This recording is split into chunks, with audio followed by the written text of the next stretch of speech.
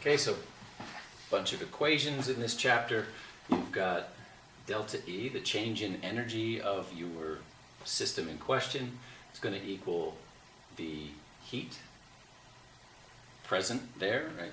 And we also have work that can be done on something else, right? So there's energy present in any sample of anything, and we can change that sample, and that sample might have energy in it based on some heat that can come out, and we can get that energy, or it might be able to expand, and then we could use it that way, right? So we can use materials based on some heat energy that could come out, or if they could do some work, right? If they could expand and move something for us, that would be useful as well. So that's what we're talking about here. We're talking about the energy of some system. So work done by a system would be if this thing is expanding or contracting. I guess it could do that too. And we have this formula, negative P delta V. So just to point out, if the volume of the system increases, then delta V is positive, right? So you've got atoms maybe that are in this solid or in this liquid, and then you do something, and now they've expanded, right? Delta V would be positive. And those molecules are going to push the molecules around them, the molecules in the air. They're going to push them back. So they're going to do work, or they're going to maybe you have them set up inside of a car and it's pushing a piston, right? But they're pushing something. That energy pushes something, and so that energy is coming out of the system, right? It was in those molecules, but now it's doing something, and it's moving something.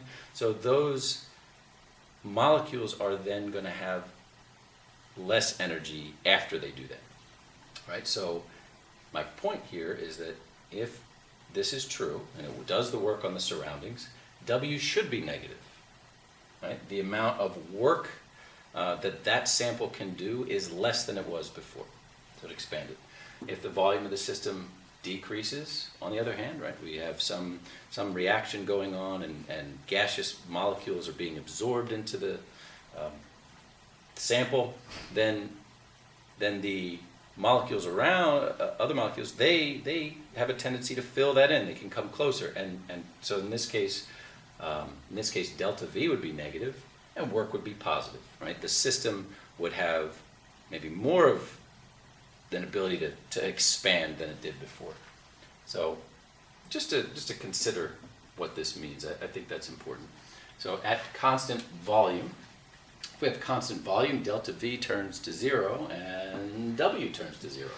And so at constant volume, you have no work that's done, and delta E equals QV, Q sub V. So that just means at constant volume. Just a couple other equations. We've got delta E, we could write QP. So at constant pressure, but we're going to include work. It's not 0, because if it's constant pressure, that means that any pressure that would build up is allowed, it can escape. So this would be a calorimeter that's somewhat open. So we get delta E, it's QP negative P delta V by substitution. If we rearrange that, we get QP equals delta E plus P delta V, which is a formula that we had. This right here is what delta H equals. We have another formula. So QP equals delta H because of this. I want to highlight this one. We got an equation. I think if you change it a little bit, it's easier to work with. So we've got delta H, and we've got this component here. PV equals nRT. So if you've got a change in volume, the change in volume is because there's a change in the number of moles of gas. So PV equals nRT, P delta V equals delta nRT. It's going to be proportional. So substitute this. The N has a sub G, N sub G, that's number of moles of gas produced. R is a constant, and temperature you can just know from the reaction. So this would give you a relationship between H and delta E if you had a change in the number of moles of gas.